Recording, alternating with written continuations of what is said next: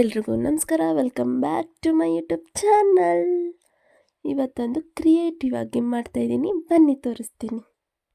ಮೊದಲಿಗೆ ನಮಗೆ ಬೇಕಾಗಿರೋದು ಬ್ಲೇಡ್, ಒಂದು ಸ್ಟೀಲ್ ಕಡ್ಡಿ, ನೀಡ್ಲು, ಆಮೇಲೆ scissor, blender, water, next clay, pen, paper, ಚಪಾತಿ ಅರಿಯೋದು. ಈ ನನ್ನ ಮಕ್ಕಳಿಗೆ ತಿಂದ್ಬಿಟ್ಟು ಮನೇಲಿ ಬೇರೆ ಏನು ಕೆಲಸ ಇರಲ್ಲ ಹಂಗಂತ ಅನ್ಕೋಬೇಡಿ, ನಿಜವಾಗ್ಲೂ ತುಂಬ ಕ್ರಿಯೇಟಿವ್ ಆಗಿ ಮಾಡ್ತಾಯಿದ್ದೀನಿ. ವಿಡಿಯೋನ ಸ್ಕಿಪ್ ಮಾಡ್ದಲೇ ನೋಡಿ, ಚೆನ್ನಾಗಿದೆ. ಮೊದಲಿಗೆ ನಾನು ಏನು ಮಾಡ್ತಾಯಿದ್ದೀನಿ ಅದನ್ನ ಡ್ರಾ ಮಾಡ್ಕೊಂಡ್ಬಿಡ್ತೀನಿ.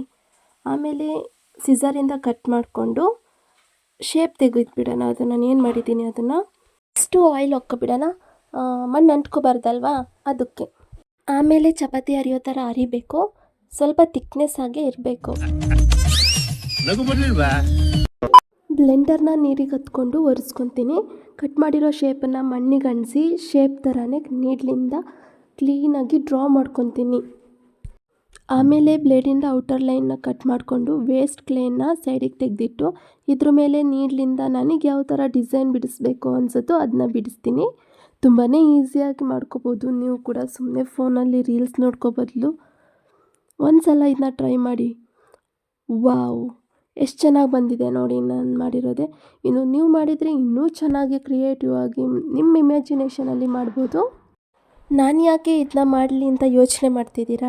ಇದೇನು ನಿಮಗೆ ವೇಸ್ಟ್ ಆಗಲ್ಲ.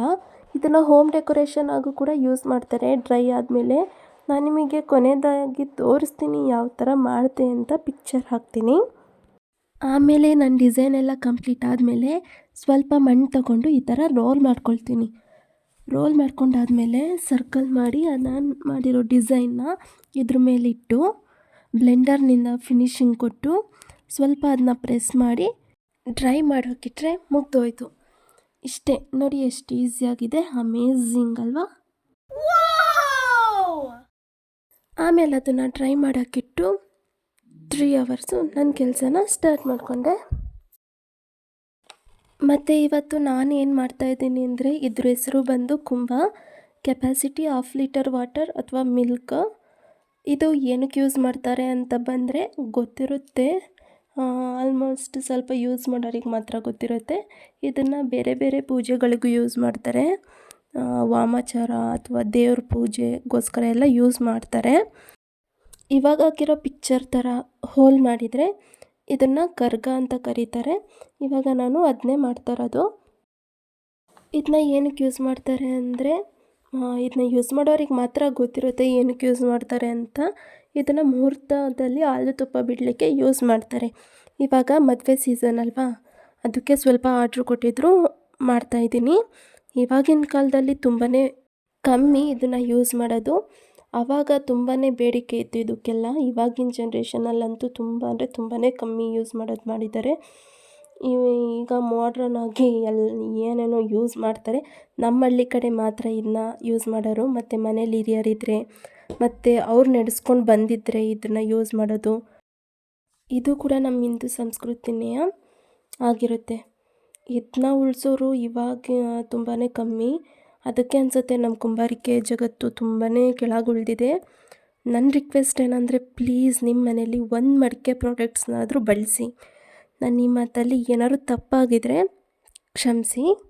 ಮತ್ತು ಈ ಒಂದು ಮಿಷಿನ್ ಫುಲ್ಲು ಈ ಪ್ರಾಡಕ್ಟ್ನ ಮಾಡಿ ಮತ್ತು ಉಂಡೆ ಮಾಡಬೇಕಿತ್ತು, ಅದಕ್ಕೆ ಮಣ್ಣು ಹಾಕ್ಕೊಂಡೆ.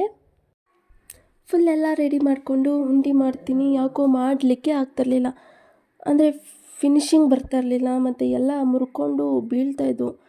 ಆ ಒಂದು ಮಿಷಿನ್ ಫುಲ್ಲು ಹಂಗೆ ಆಗೋಯಿತು. ಇಷ್ಟು ಕಷ್ಟಪಟ್ಟು ಮಾಡ್ಬೇಕಾದ್ರೆ ಹಿಂಗೆ ಆಗಿಬಿಟ್ರೆ ತುಂಬಾ ಬೇಜಾರಾಗುತ್ತೆ. ಆಮೇಲೆ ಕೆಲಸ ಮಾಡಲಿಕ್ಕೆ ಇಂಟ್ರೆಸ್ಟೇ ಬರಲಿಲ್ಲ. ಈವ್ನಿಂಗ್ವರೆಗೆ ಮಾಡಲಿಕ್ಕೆ ಹೋಗಲಿಲ್ಲ.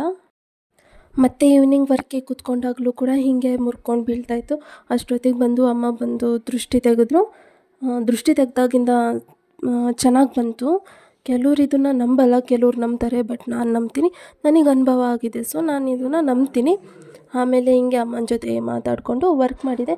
ಸದ್ಯಕ್ಕೆ ಇವಾಗ ನನಗೆ ಇವರೇ ಫ್ರೆಂಡ್ ಆಗಿರೋದು. ಮತ್ತೊಂದು ವಿಷಯ ಏನಂದರೆ, ಇದು ನನಗೆ ಅನಿಸಿದ್ದು ಪರ್ಸ್ನಲ್ಲಾಗಿ. ಕೆಲವರು ವ್ಲಾಗ್ಸ್ ನೋಡ್ತೀನಿ ಆಯಿತಾ, ಅದರಲ್ಲಿ ಅವ್ರ ಕಂಟೆಂಟೇ ಇರಲ್ಲ.